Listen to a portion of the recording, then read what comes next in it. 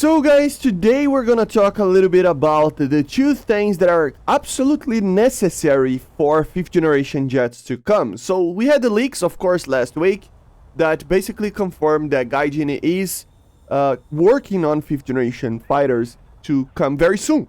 Not in this patch, not in the next one, but probably this year or next year, right? Early next year. So we'll probably see the first ones coming, not in a so far future. So there are two things that are absolutely necessary that we either get with or before those things. Actually, one of them needs to be like maybe together with the 5th generations, but the second one is kind of needed before. So let's start with the first one. So the first one is necessary for us to actually have the exact missiles that we are actually getting in the multi-vehicle AA systems for aircraft. Yes, we need IRIS-T, we need the AIM-9X, we need R-74s, we need AM-5s, PL-10s, Python 4s or 5s. All of these missiles need to be added in some way or another for the 4th generations that we have, in the top ranks, of course, only for 14.0s or even higher, if you will, right? But how would that be? Well, the thing is, guys, if we don't have that, the 5th generation jets are, most of them they're just not able to carry some of the older missiles in general, right? And, like, for example, I doubt that an F-35 is able to carry an AIM-9M. Maybe the F-22, but it's even that, it's kind of a stretch, isn't it? So there are some vehicles that don't even carry some of these older missiles that we have, right? And there is another factor to it, which is basically just 5th generation jets will kind of need these missiles to be able to kill each other, because as you know, if you've been playing for a long time, like I am, 15 years, I don't know how many years in this game, every single time there is a step up in technology on the terms of missiles, and then a step up in the performance of aircraft, a step up in the technology of missiles, a step up in the technology of aircraft, and so on and so on. And a missile that initially felt very OP, like the R-60 when it was first added with the MiG-21 SMT, for example, NMF, eventually became kind of a frown upon kind of missile, right? Not a lot of people like R-60s nowadays. And we even use the all aspect version that we didn't use back in the day, right? So it's kind of that idea, right? The MiG-29, for example, a lot of people ask for it to actually have the R-73 and not be a 12.7, just because how bad, I would say, that missile is in those BRs, right?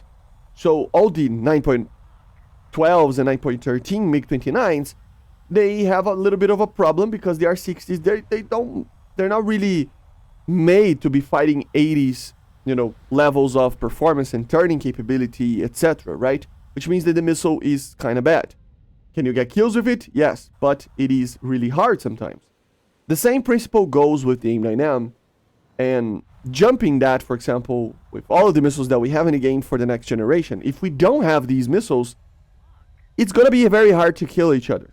That's kind of how I see it, because most of these aircraft will have very good countermeasure systems, MAWs, everybody will have a MAWs, everybody will have technically a lower-ed IR signature. So yeah, the R-73, the AIM-9M, they're not going to be enough. We will need something like the AIM-9X, stuff like that, to be able to kill each other with IR missiles.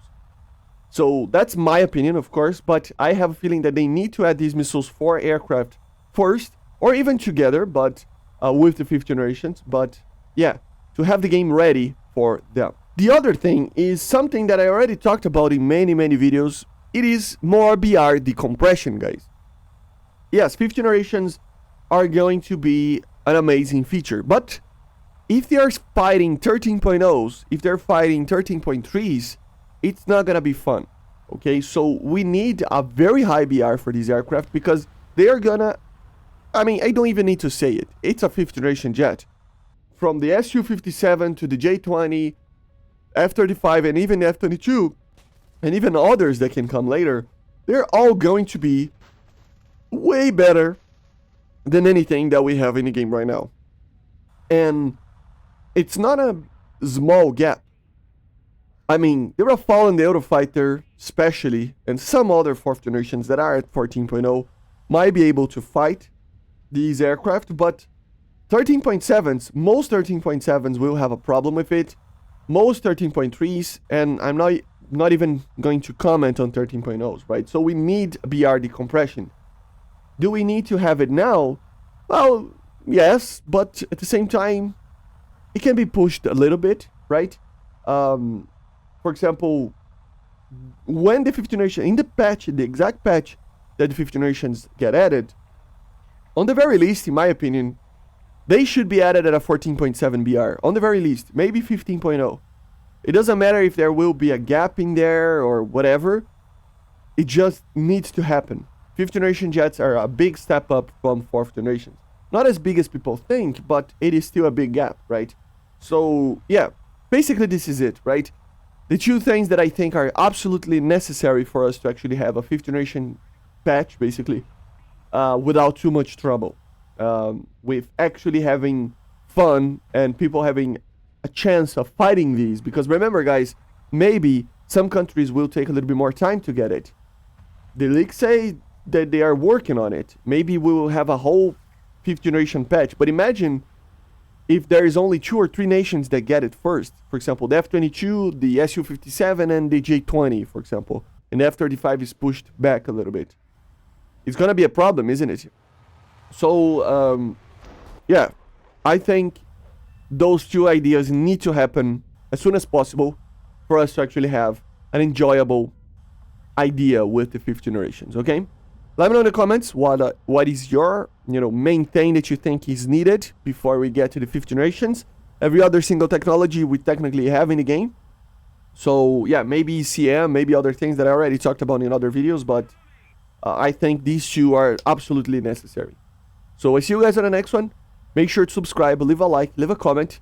And like I said, let me know what you think, because, Gaijin will push this forward. And honestly, even, I don't even comprehend what is the end game here. After that, what is going to happen War Thunder? Kind of scary, isn't it? Is there not going to be any more, top tier pushes for new technology? It's kind of weird, isn't it? But yeah, guys, basically this is it, and bye. See ya.